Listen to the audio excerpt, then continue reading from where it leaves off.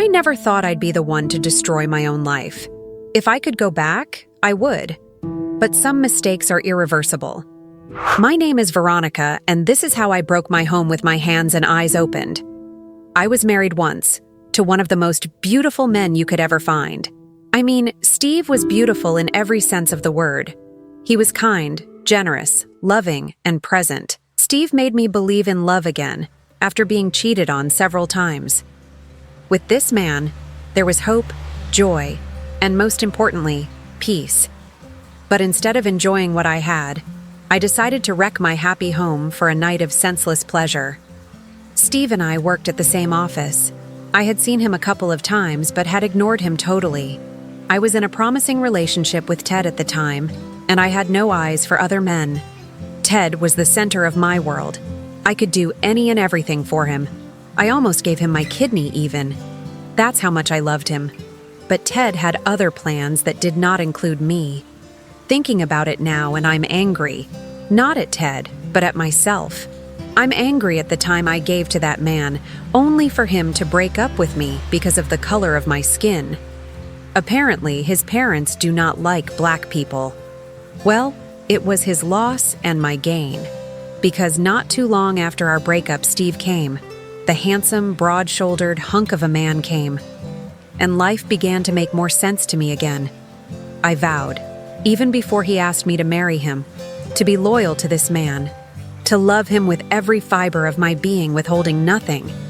Until I lost myself in Eric's voice, and the vow fizzled with the wind.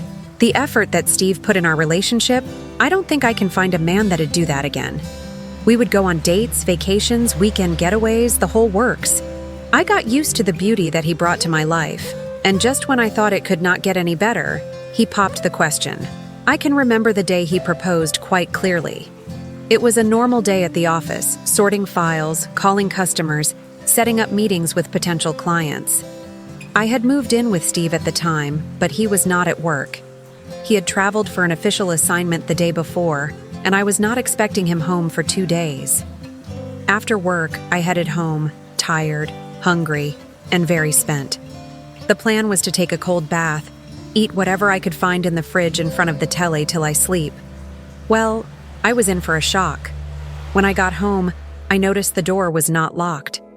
Scared, I carefully opened and worked it, scurrying and flinching. I was expecting robbers, but what I saw would take my breath away. Flowers on the floor, love notes, and a magically set table. And Steve smiling like an angel. Steve did not allow me sit, that beautiful man. He walked to me, went on one knee, and proposed. And that was the beginning of my happily ever after. Or so I thought. We had a small wedding, packed with memories and love. It was a garden wedding, at the back of Steve's family's home. I will never forget Steve's speech and that of his dad. Meeting Steve's dad was one thing, but hearing him speak about the beauty of love and how he wishes we grow in love was ethereal. I'm sure it broke his heart when he learnt of what happened and what I had done. Well, I really can't explain what happened.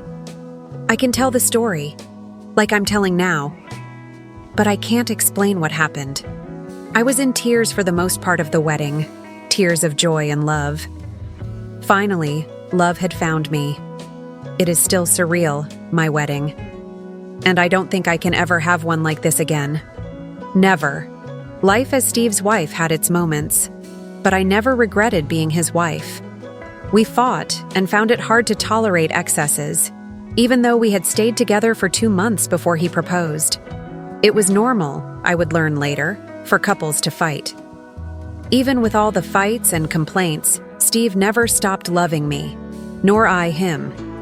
We lived a complex life of love and war, but never of hate or dislike.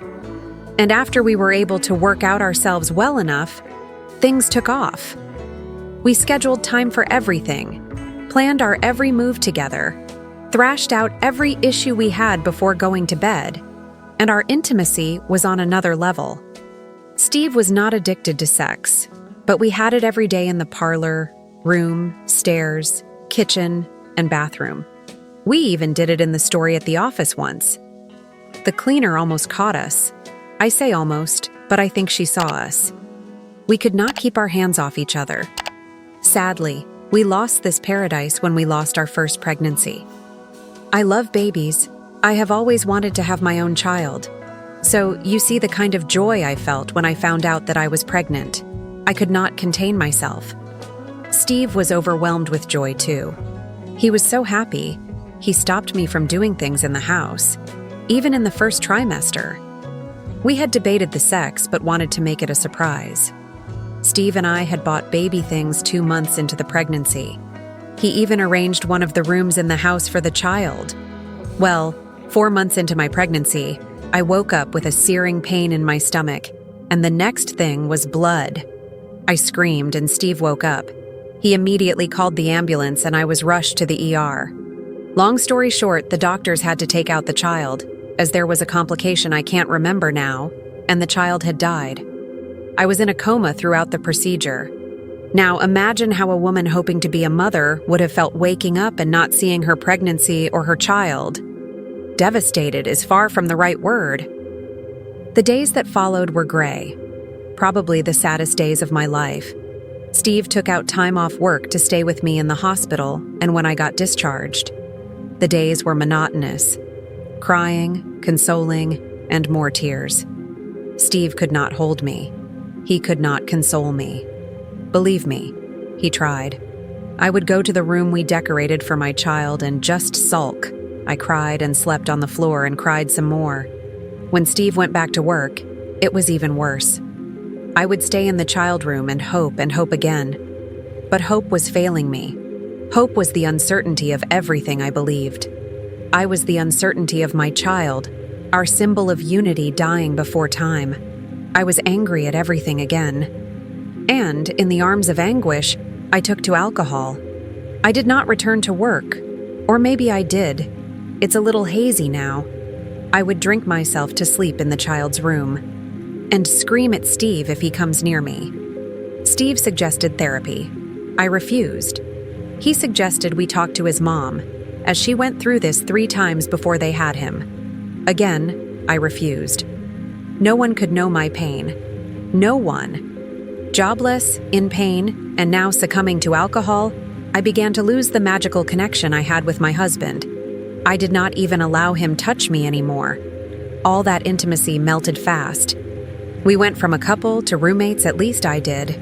I started going out to drink in bars, picked the habit of smoking, and staying late at night. You will not blame me, I was hurting, and I did not want to hear words like, "You will have another one." I did not want another one. I wanted the first one. I had poured all of my love on the first one. And it died. It actually left me. Steve was at a loss for what to do. He even asked his parents to come around, but I was deaf of ears. Their advice was that I should be left alone, that I would come around when I'm ready. They could not have been more wrong. I became a regular face in the pub close to the house. I would drink and stare into space and drink some more. It was during one of my drinking spree that I met Eric, and my sadness took a detour. I remember how he approached me. With his baritone capable of giving one an orgasm. "A penny for your thoughts, miss," were his first words. I looked up, a little scared, and turned on. Eric was every woman's sex fantasy. Tall, black, pink lips, and arms that were balanced enough to show that he was fit. I looked at him that day and looked away. He sat down, ordered us a drink, my 10th shot of whiskey, and was quiet. He sat with me in silence, but that silence spoke volumes. It spoke more than Steve had spoken to me since we lost our child. And after the conversation we had but did not have, Eric offered to drive me home. At this point, anything could have happened. I was drunk, vulnerable, lonely, and in pain. However, this gentleman, Eric, guided me to his car, asked for my place, and was in shock as he stayed in the same street, and drove me home. Imagine the surprise when he realized we stayed opposite each other. I only smiled. That drunk people's smile came out of the car and walked inside the house.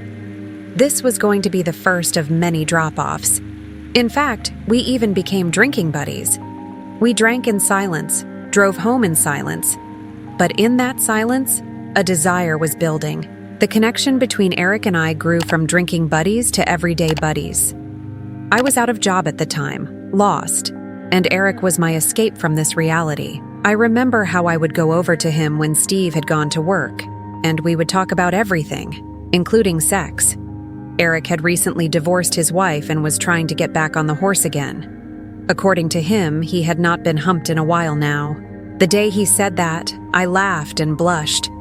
Because although I had a husband that wanted me badly, I had not been humped in a while too. With every nasty conversation we had, the desire for each other grew. We went from talking in the mornings to going on dates. While I was still with Steve. Although I feel Steve had his suspicions, he was not one to rely on suspicions or rumors. I remember the night I got home after one of my dinner dates with Eric, and he confronted me loudly. That day, we had our first fight after losing our child. That was the first time I saw Steve cry. He did cry. You would think that after he voiced out his grief in tears and words, I would change and try to turn a new leaf. But I did the reverse. I was too far gone, too taken by this new connection with Eric. I still loved Steve, but at that moment, Eric was all I could think about. I continued going out with Eric, but this time, discreetly. We had not succumbed to our desires yet, but I felt safe and vulnerable with him. That was all that I needed at the time. The day he had me was not an ordinary day. Steve had gone to work and I was home alone. It was the 3rd month since we lost the pregnancy, and like every sad anniversary day, I was distraught. Eric and I had plans for that day, but I could not leave the house and was not returning his calls and texts. Worried, I think he was worried. Eric walked to my house, knocked twice, and opened the door. I was on the living room floor staring into space with tears in the corner of my eyes. He sat next to me and wrapped his arms around me. That was all it took. His strong arms and the sweet male scent he wore. I was hypnotized at that moment. He raised my head up, looked me in the eye, and kissed me. I did not refuse, neither did I respond. I just sat there, eyes closed, with Eric's soft lips on mine. From a harmless kiss, Eric had his hands all over me, and I wanted more. I had not been touched for over 3 months now, and I needed this. I needed him. We went from the living room to the stairs, then to my child's room.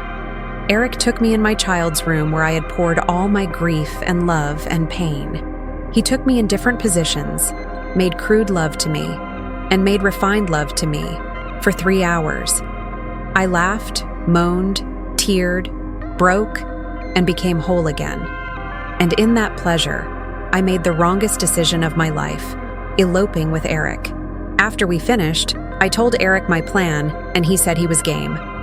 I packed what I could and fled with Eric, leaving a note for Steve with one word: goodbye. Sometimes I imagine how Steve felt when he read that word, what it would have meant to him at the time. Eric and I had the time of our lives, going from one motel to the other. But it was not long before I realized I had made the worst decision of my life. Eric became abusive, verbally and physically. Nothing I did pleased him. He made me use up all I had in my savings, and when I was flat out, he left with another woman, leaving me more broken than before. Yeah, now you understand when I said my sadness took a detour. I could not go back to Steve and was more alone than I had ever been in my whole life. I'm trying to rebuild my life, though, to reach out to Steve, to forget the pain of the child I lost. Steve has moved on, I think. But I have not. I don't think I can ever move on. What could have been worked out through communication and love, I chose the route of swimming in my pain. A choice that made me lose my marriage and my peace. If you want to see more infidelity stories, then click on the video you see now on your screen.